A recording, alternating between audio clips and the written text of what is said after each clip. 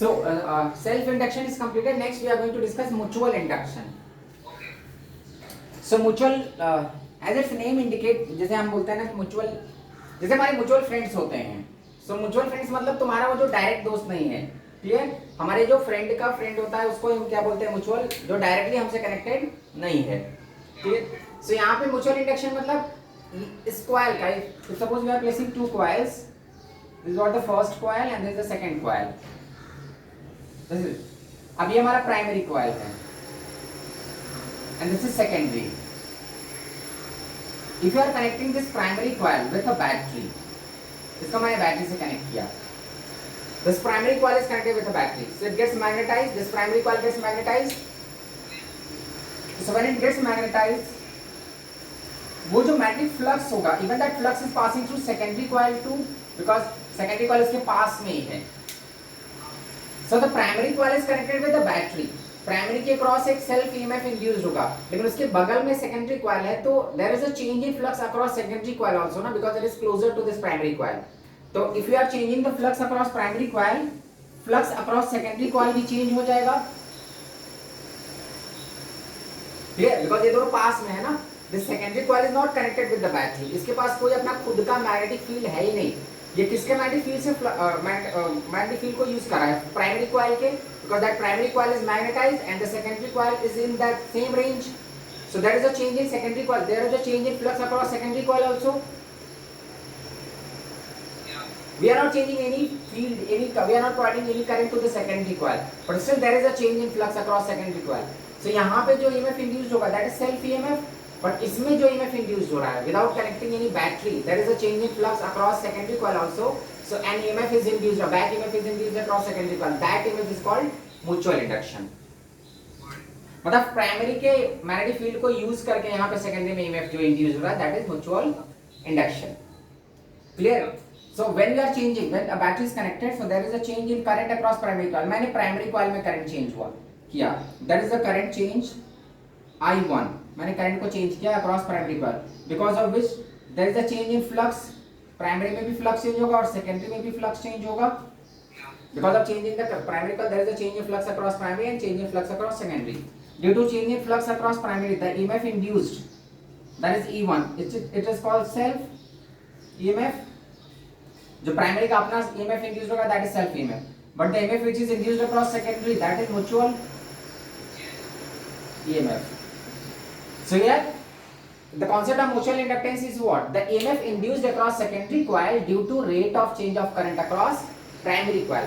Primary coil में current change हो रहा है, उसकी वजह से सेकेंडरी कॉइल अपने आप अफेक्टेड हो जा रहा है. Clear? That is what mutual inductance. कि सेकेंडरी कॉइल ने कुछ काम नहीं किया, सेकेंडरी कॉइल में बैटरी भी नहीं है, सेकेंडरी कॉइल में करंट भी नहीं, but still there is a change in flux. ठीक है. अब जैसे हम हमारे पेरेंट्स जो अर्न करते हैं वो अपने आप हमारा हो जाता है ना. हम तो नहीं अर्न कर रहे हैं, सपोज अभी हम बच्चे हैं, हम नहीं अर्न कर रहे हैं अगर, लेकिन पेरेंट्स अगर अर्न कर रहे हैं तो वो पैसा ऑलरेडी, अगर कोई बहुत, जिसके पेरेंट्स बहुत बड़े पैसे वाले हैं, तो वो बच्चे का पैसा हो गया ना ऑटोमेटिकली, बिकॉज वो उन्हीं का बेटा है, तो ऑटोमेटिकली उसका, even if his parents are earning so much, but वो बच्चे को तो जाएगा ना, बिकॉज वो उन्हीं का बेटा. तो इन द सिमिलर वे में यहाँ पे जो सेकेंडरी कॉइल है उसके पास कोई करंट नहीं है, clear, but still it is getting the magnetic field and EMF is induced across secondary coil. Clear? So first का जो हुआ that is self EMF, but second में जो रहा that is mutual EMF, mutual inductance. So the concept of mutual inductance is what? EMF induced across secondary coil due to rate of change of current across primary coil. Clear? So EMF induced across secondary coil, EMF induced across secondary coil due to rate of change of current across primary coil. So EMF induced across secondary coil due to rate of change of current across primary coil. Clear? तो किसी के parents अगर बहुत ज्यादा earn कर रहे हैं तो उसके पापा बहुत अर्न कर रहे हैं ना, वो तो हार्ड वर्किंग में बहुत अर्न कर रहे हैं. बच्चा तो कुछ अभी छोटा है, कुछ नहीं कर रहा, लेकिन फिर भी वो पैसा तो उसका हुआ ना. इन बोथ द वेज, अगर उसके पापा बहुत बड़े पैसे वाले हैं तो बहुत रिच हो गया, अगर उसके पापा पुअर हैं तो पुअर भी तो हो गया बच्चा। तो दोनों जाता है ना, ऐसा नहीं कि केवल पैसा ही मिलता है, अगर पेरेंट बहुत पुअर है तो बच्चा भी कैसा हो गया, पुअर ही हो गया। So he is indirectly affected ना। So in the similar way में the secondary coil is affected by change in current across primary coil. Primary coil में अगर हम करंट को चेंज करते हैं तो current there is a change in flux across secondary coil also. तो अगर यहाँ पे जो ईएमएफ आ रहा है that is self EMF, but यहाँ पे जो ईएमएफ इंड्यूस हो रहा है दैट इज म्यूचुअल इंडक्टेंस या म्यूचुअल ईएमएफ। क्लियर? अब हमको ये सोचना है कि क्या सेल्फ और म्यूचुअल में ज्यादा कौन होगा, मतलब because that secondary coil is going to use the current of primary coil, but इसका मतलब क्या है, सेकेंडरी में हमेशा ईएमएफ ज्यादा होगा या कम होगा, तो ऐसा कुछ जरूरी नहीं है। It depends on it's number of turns. Clear? अब किसके पेरेंट बहुत पुअर है लेकिन उनका बच्चा बहुत हार्ड वर्किंग, बहुत पढ़ लिख के बहुत आगे बन गया, बहुत बड़ा ऑफिसर बन गया, तो ऐसा नहीं बोल सकते ना कि पेरेंट्स पुअर थे तो बच्चा भी पुअर होगा। ठीक है, ठीक है, because it depends on its own number of turns. ये जो इसमें फ्लक्स आया that flux is because of the primary coil, जो मैग्नेटिक फील्ड आ रहा है that it is getting magnetic field because of the primary coil, लेकिन इसमें number of turns तो ज्यादा हो सकते हैं ना सेकेंडरी कॉइल में। तो अगर नंबर ऑफ टर्न्स ज्यादा होंगे तो ये इससे भी ज्यादा ईएमएफ इंड्यूस करेगा secondary coil. Clear? It is getting field of the primary coil, but because of high number of turns इसके पास प्राइमरी से भी ज्यादा ईएमएफ हो सकता है। क्लियर? अब कोई बच्चा बॉर्न हुआ, आपने उसके फादर ने उसको केयर किया, इसका मतलब नहीं वो अपने पापा से गरीब ही रहेगा, वो अपने पापा से भी आगे जा सकता है ना, उसका खुद का टैलेंट होता है। ठीक है? और suppose in case if primary में number of turns are greater, primary में ज्यादा नंबर ऑफ टर्न्स है, सेकेंडरी में नंबर ऑफ टर्न्स कम है, तो इन दैट केस सेकेंडरी में ईएमएफ कम हो जाएगा। फिर कोई बहुत बड़ा बिजनेसमैन बट का बेटा अच्छा नहीं है, मतलब डायरेक्शन लेस है, तो वो पूरे बिजनेस को डुबा देगा, तो ऐसा भी तो हो सकता है। क्लियर?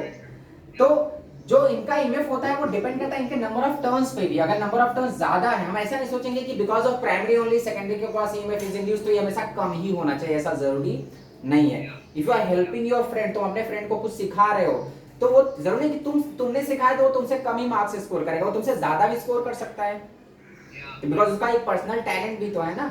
और ऐसा भी नहीं कि हाँ हमने सिखा दिया उसको तो उसके मार्क्स ज्यादा आएंगे, हो सकता है उसके मार्क्स कम भी आ जाए। अगर हम ज्यादा टैलेंटेड हैं तो हमारे मार्क्स ज्यादा आएंगे, उसके मार्क्स कम। तो यहाँ पे वेरिएशन हो सकता है, किसी में भी ईएमएफ ज्यादा हो सकता है, depend on it's number of turns. Clear? तो जिसमें नंबर ऑफ टर्न्स ज्यादा हो उसमें ईएमएफ ज्यादा होगा। तो ऐसा कोई सर्टेन मतलब ये नहीं बोल सकते कि प्राइमरी की वजह से वो सेकेंडरी में ईएमएफ आ रहा है तो सेकेंडरी कम ही होगा। क्लियर? सो नेक्स्ट हम देखेंगे कि that EMF induced across secondary coil. तो E2, the EMF induced across secondary coil is directly proportional to rate of change of current across primary coil, that dI1 by dt. E2, EMF induced across secondary coil, it is directly proportional to rate of change of current across primary coil. Primary coil में ही current है, secondary coil में तो current ही नहीं है। Clear? So EMF which is induced across secondary coil, it is directly proportional to dI1 by dt. अब यहाँ पे हम जो proportionality यूज करते हैं, E2 is equal to M, we are going to use mutual inductance, M dI1 by dt. Clear? This M is mutual inductance. Or if you are using Lenz law, so what you can write, E2 is equal to minus M dI1 by dt. Clear? This M is what? Mutual inductance. Mutual inductance. Mutual inductance. अब जो mutual inductance होता है वो depend करता है number of turns of primary and secondary, depends on. जो self inductance था वो प्राइमरी के टर्न पे डिपेंड करता था, लेकिन म्यूचुअल में क्या होगा, एक म्यूचुअल कॉम्बिनेशन बन रहा है ना, तो depends on number of turns of primary and secondary coil. Clear? तब ये म्यूचुअल है तो ये दोनों पे डिपेंड, जो म्यूचुअल इंडक्टेंस आएगा वो दोनों के अकॉर्डिंग। सेल्फ में तो एक ही था, एक ही कॉइल होता था, तो वो उसी के number of turns per depend करता है, but mutual inductance depends on number of turns of both the coil. अभी मैं इसका एक्सप्रेशन डिराइव करूंगा। ठीक है? तो E2 is equal to what, minus M dI1 by dt। इसका भी यूनिट हेनरी है, it's unit is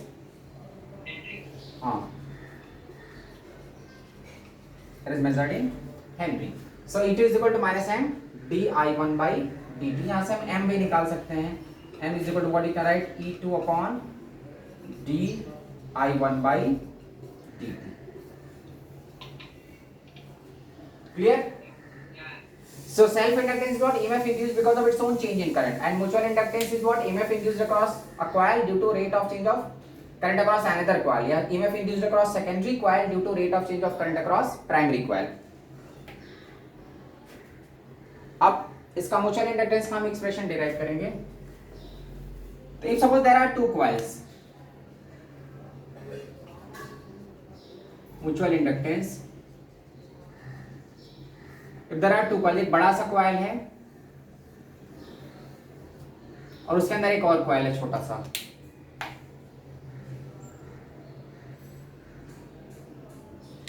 There is another coil also. Clear? जो बड़ा वाला coil है, that because coil is connected with the battery. ठीक है. So बड़ा वाला coil magnetized होगा और उस फील्ड को, because बड़े वाले coil के अंदर ये जो मैंने ब्लू कलर में coil शो किया हुआ है उसके अंदर मैग्नेटिक फील्ड आएगा, तो उस मैग्नेटिक फील्ड को सेकेंडरी coil, ये जो छोटा वाला coil है वो भी सेम फ्लक्स को फेस करेगा. Clear? So this is what primary, जो बड़ा वाला coil है that is primary and this is secondary, smaller coil. Primary में number of turns N1 है, इसमें number of turns N2 है. I have taken different number of turns. Primary का जो number of turns है that is N1 and the number of turns in the secondary coil is what? N2. So when a battery is connected with primary coil से battery connected हो गया, तो it gets magnetized. ठीक है, तो उसके अंदर वो जो छोटा वाला coil है वो भी magnetized हो जाएगा, उस फील्ड को फेस मतलब करेगा. अब अमिताभ बच्चन के पास बहुत पैसा है तो अभिषेक बच्चन के पास भी तो बहुत पैसा है. ठीक है, अभिषेक बच्चन ने तो कुछ नहीं किया, still he has so much money ना.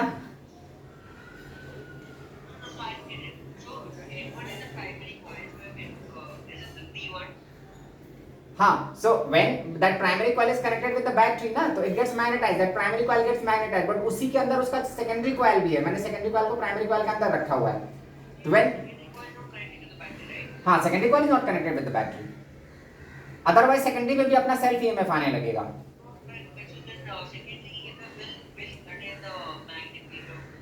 प्राइमरी कॉइल, या अच्छा, दैट इज बिकॉज कॉइल का सीक्वेंस तो कैसे भी रख सकते हो ना, कॉइल का सीक्वेंस तो हम ऐसा भी रख सकते हैं, दिस वे आल्सो, वो तो कैसे भी. क्लियर?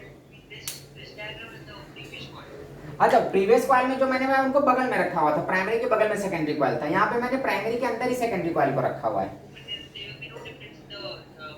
हाँ, because in both the cases secondary is affected because of magnetic field of primary coil. Clear? So arrangement तो कैसा, इनको साइड में भी रख सकते हो, प्राइमरी कॉइल उसके बगल में सेकेंडरी कॉइल रख दिया, तो that way also you can. अब so next we are going to find derive the expression of mutual inductance. तो mutual inductance के लिए फिर से वही EMF is equal to what? M. अच्छा चलो पहले यहाँ पे देख लो, ठीक है, M di by dt di1 by dt. Similar as we have derived self inductance का. अब यहाँ पे देखो EMF क्या होगा? d phi by dt is equal to what? M di1 by dt.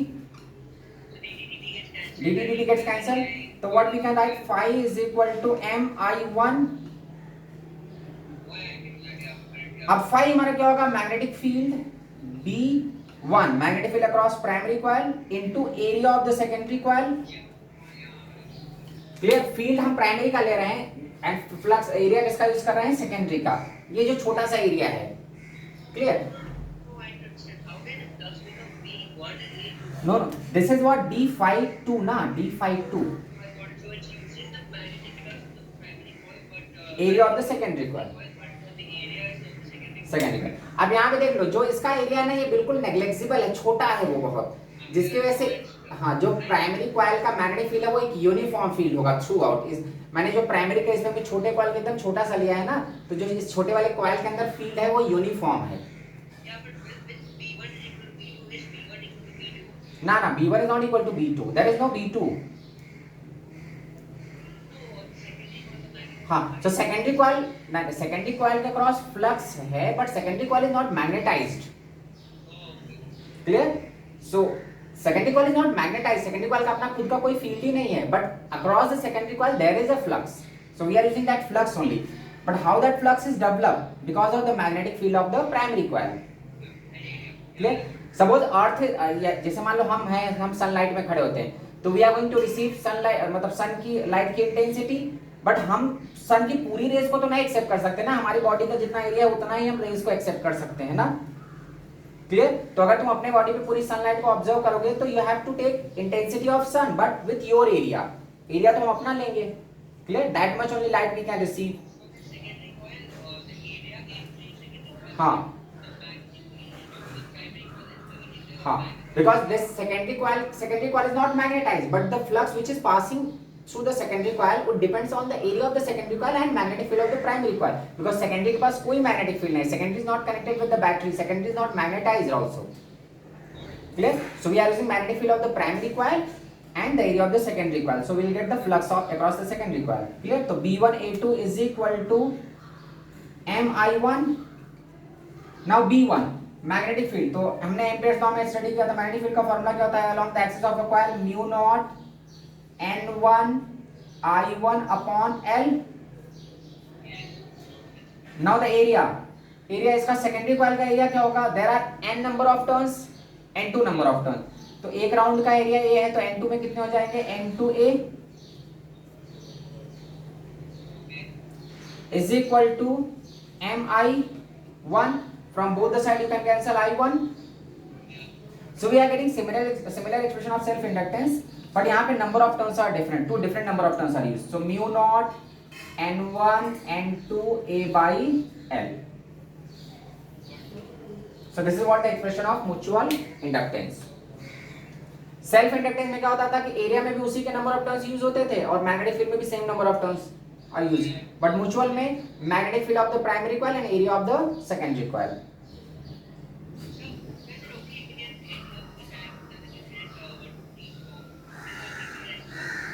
Okay, we can discuss one more example कि how to find, because then we can just discuss one more example कि because इसमें जो number of turns है जरूरी वो ऐसे ही रहे, it can be a square loop also, clear। so if suppose you are taking a square loop and inside that square loop, suppose if you are taking a square loop,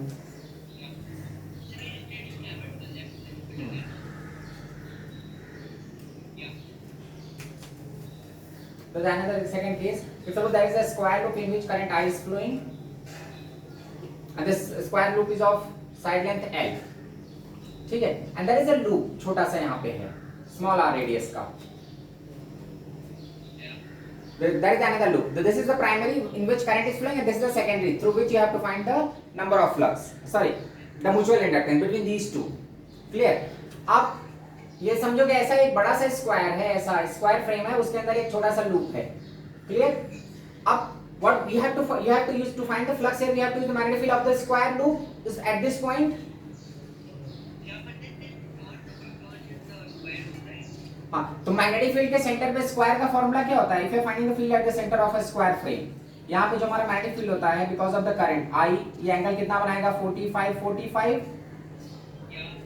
and current I is flowing, so what for one side magnetic field is what, B1 mu naught I by 2 4 pi r, that we have done in Biot law, 4 pi r is what, L by 2, half of this length, sin 45 plus sin 45, that's sin alpha 1 plus sin alpha 1, so we are going to get 2 by root 2, so and the total magnetic field, because there are similar four sides, so multiplied by 4, एक side का मैंने निकाल लिया and multiplied by 4, so you will get the total field, तो B1 की what value are going to get, 4 4 is cancelled, so 2 mu naught I, even that sorry 4 mu naught I, because this ये 2 numerator में जाएगा, so 4 by root 2 mu naught I by pi L, this is what the magnetic field at the center of this square frame। now ये दोनों single turn है, मतलब N1 भी 1 है, N1 भी 1 है और N2 भी 1 ही है, I am taking just single turn, clear। so now magnetic field, so phi 2 is equal to what, MI1, flux across secondary coil because of magnetic field of the primary coil, phi 2 is what, B1 A2 is equal to MI1 and I1 is the current flowing in this, that is I1, so B1 substitute कर दो, 4 by root 2 mu naught I1 divided by pi L is equal to MI1, the I1 is cancelled from both the sides, अब देखो यहाँ पे number of turns नहीं है because both ये जो दोनों कॉइल्स हैं स्क्वायर फ्रेम और ये फ्रेम का नंबर ऑफ टर्न्स वन ही है, तो इसलिए मैंने n यूज ही नहीं किया। तो हाँ, that mutual inductance does not depend on current. तो m is equal to 4 mu naught upon root 2 pi L. तो it's changes from situation to situation. जैसे देखो यहाँ पे that formula we are not going to use mu naught i1 i2 a by l, clear. Here it is different. So what you have to do, primary coil का field and secondary coil का area you have to take. और जो इन दोनों के बीच का mutual inductance same रहता है, मतलब प्राइमरी का सेकेंडरी को, सेकेंडरी के प्राइमरी में सेम म्यूचुअल इंडक्टेंस रहता है। ऐसा नहीं कि हम प्राइमरी से सेकेंडरी में निकाल रहे हैं, इट इज द सेम, ये दोनों के लिए होता है म्यूचुअल इंडक्टेंस। तो प्राइमरी से सेकेंडरी का जो हम कैलकुलेट करते हैं वही सेकेंडरी से प्राइमरी का भी आएगा, clear.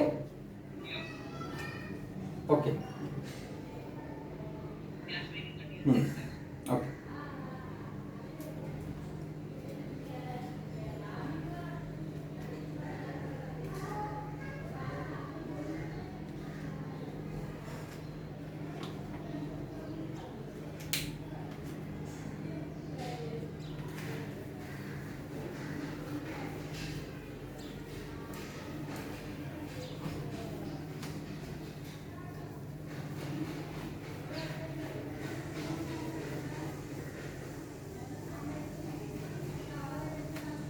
In the next case, if suppose two coils are, the third case, if there is a circular coil in which current I is flowing, I, and its radius is R, and along its axis there is another coil. The number of turns in this coil, the number of turns in this primary coil, suppose here number of turns are N1, and in this coil it is N2, the number of turns in this coil. N2, and it is situated at a distance x from the center of the primary coil. Again, these two coils are arranged in this way, and we have to find the mutual inductance between these two coils. This is the primary coil in which current is flowing, जिसमें current flow करता है, that is the primary coil, and the flux, the coil which is magnetized because of the current of this primary coil, that is secondary coil. So अब इसका magnetic field कैसे आएगा? It gets magnetized this way.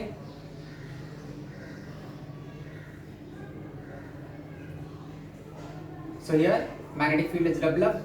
That is B1, magnetic field due to the primary coil across that secondary coil. So again we can find the expression of mutual inductance for these two coils. Same concept, phi 2 is equal to Mi1. Phi 2 is what? Flux across that secondary coil, but that secondary coil is not magnetized. The flux across that secondary coil is because of magnetic field of the primary coil and the area of the secondary coil. So this is what B1 into A2 is equal to Mi1. B1 magnetic field.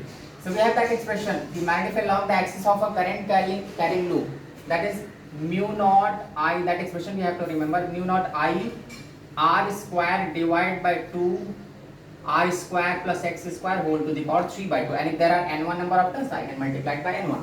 So this is what the magnetic field along the axis of a ring. अगर एक current carrying coil है तो उसके axis पे x distance पे magnetic field का expression क्या होता है, mu naught I R square divided by 2 R square plus X square whole to the power 3 by 2. Here because there are n number of turns, so I have multiplied it by n1. So this is what the magnetic field. इस coil का magnetic field इसके center में नहीं, यहाँ पे. So B1 n1 mu naught I R square divided by 2 R square plus X square whole to the power 3 by 2. That magnetic field I can use here. So B1 and area of this coil. The एक coil अगर suppose area of one turn is A and there are n2 number of turns, so we can use n2A is the total area. So B1 is n1 mu naught I R square divided by mu naught I1, इसमें current जो जा रहा है, current across primary coil is I1. So n1 mu naught I1 R square divided by 2 R square plus X square whole to the power 3 by 2 is equal to M and into area. I forgot to write area. Area is what? Area of a single loop. जो secondary छोटा सा coil है उसके एक loop का area A है and there are n2 number of turns. That is what A into n2 is equal to M I1. I1 is cancelled from both the sides. So what M का expression we are going to get. अब यहाँ पे देखो M का expression different है. So M के लिए ऐसा हम रट के नहीं बैठेंगे कि mu naught n1 n2 A by n. It changes from situation to situation. So कभी भी पूछता है तो तुम उस situation के लिए calculate कर सकते हो. So M is equal to, this is mu naught n1 n2 R square A by this 2 r square plus x square whole to the power 0. So here we are not getting that term कि mu naught n1 n2 a by l वो तब होता है एक बड़े coil के अंदर एक छोटा सा कॉइल है, तो for that case only we can use that expression. Otherwise जहां पे भी ऐसा सिचुएशन दिया है we can calculate use the magnetic field of the primary coil and area of the secondary coil. You will get the flux across secondary coil. Once you can get the flux across secondary coil, then you can equate phi 2 is equal to what? M I1. Secondary coil is not magnetized. Secondary coil के पास flux है because of the magnetic field of the primary coil, but secondary is not magnetized.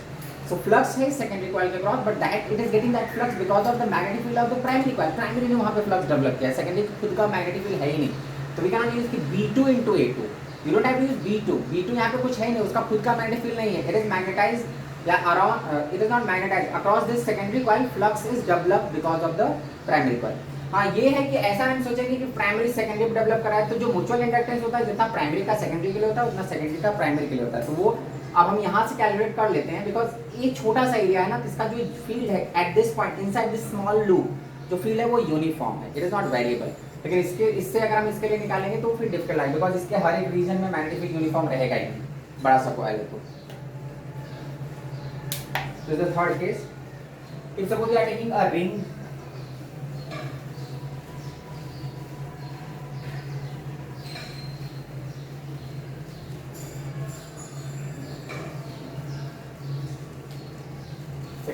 Fourth case, suppose हमने एक बड़ा सा ring लिया in which current I1 is flowing, the series of radius r, और उसके अंदर एक छोटा सा रिंग है that is of radius small r. Now you have to find the mutual inductance for these two rings. ऊपर वाला हमारा I1 करंट फ्लो कर रहा है, यहाँ पे दोनों सिंगल टर्न है. अगर number of turns n1 n2 होंगे, मान लो इसमें n1 टर्न्स हैं और इसमें n2 टर्न्स, मैंने n1 n2 टर्न्स ले लिया. एक ऊपर कॉइल है बड़ा सा, उसके अंदर एक और छोटा सा कॉइल है. So in this case radius is given, बड़े वाले का रेडियस कैपिटल है, इसका रेडियस स्मॉल r है. तो अगेन यहाँ पे हम ये बिकॉज ऑफ दिस करंट, ये करंट है क्लॉकवाइज में, तो यहाँ पे जो फील्ड होगा क्रॉस फील्ड डेवलप होगा इनवर्ड डायरेक्शन में. So again you can find the flux here, phi 2 is equal to what? M I1. phi 2 is equal, phi 2 is what? Field of the first, जो field है magnetic field है वो primary coil का है, but area हम किसका ले रहे हैं? सेकेंडरी कॉइल का. तो B1 into A2 is equal to what? M I1. B1 magnetic field of the primary coil. So magnetic field at the center of a ring is what? Mu naught I by 2r, which we have learned in Biot-Savart law. Biot-Savart law हम use करके निकालते हैं magnetic field at the center of coil. B1 is what? Mu naught I1 divided by 2r. But if there are n1 number of turns, तो इसको n1 से multiply कर दो. So this is what the magnetic field at the center of a circular loop. So that we can use here n1 mu naught I1 upon 2r A2 area of this loop. So एक round का area कितना हो जाएगा? पाई r square, that's what the area, into there are n2 number of turns, so multiplied by n2. Pi r square is the area of the one turn, and there are n2 number of turns, so pi r square into n2 is equal to what? M I1. You can cancel I1 from both the side. So M की value what we are going to get? Mu naught n1 n2 pi small r square divided by 2r. So this is what the equation of mutual inductance for these two rings. So for different situation we are going to get different expression for the mutual inductance. आपने भी याद रखना है primary coil का magnetic field use करना है और secondary coil का area.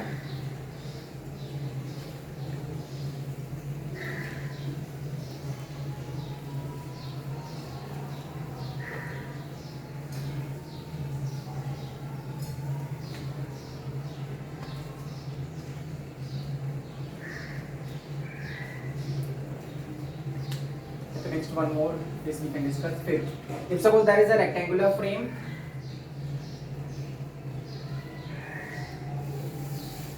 there is a rectangular frame of side length 2b and 2a.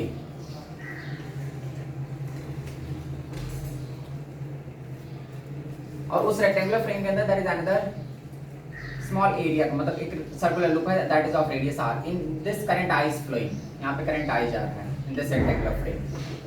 Current I is flowing, and inside that, at the center of this rectangular frame, there is a circular coil, which is of radius small r.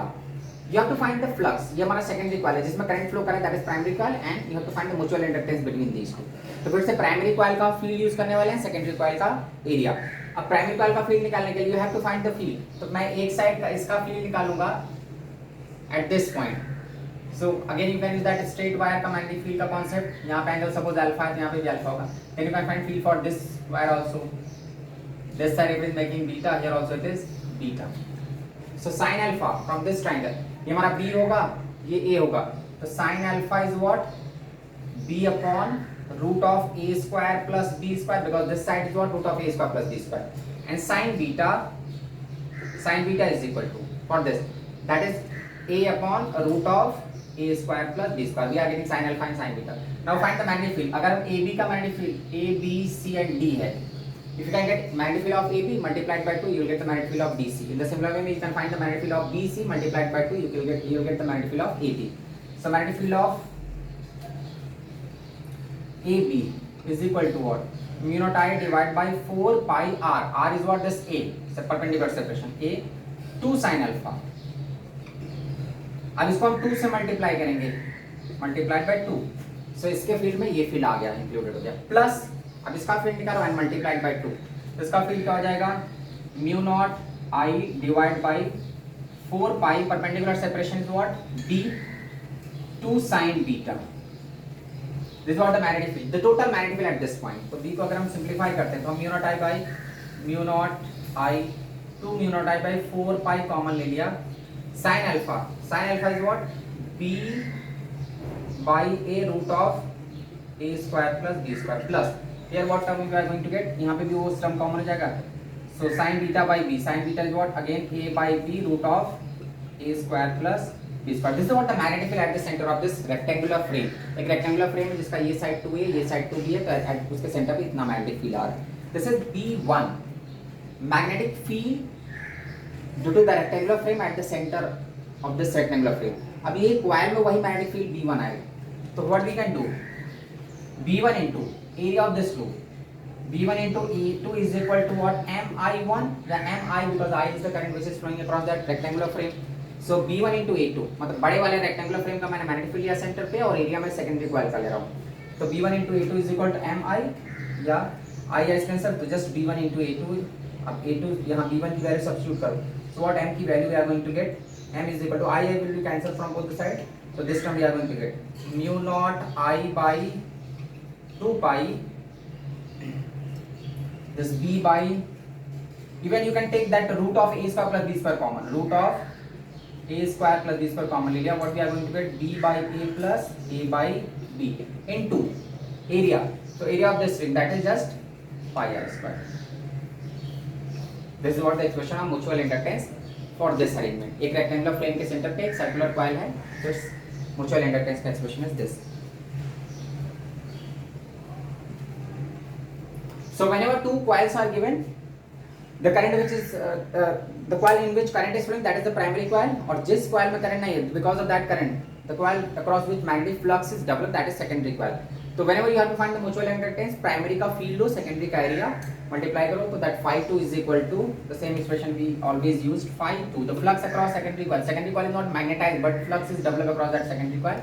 That is m into I1. And phi 2 is what? B1 into A2 is equal to m I1. The same expression you have to use everywhere.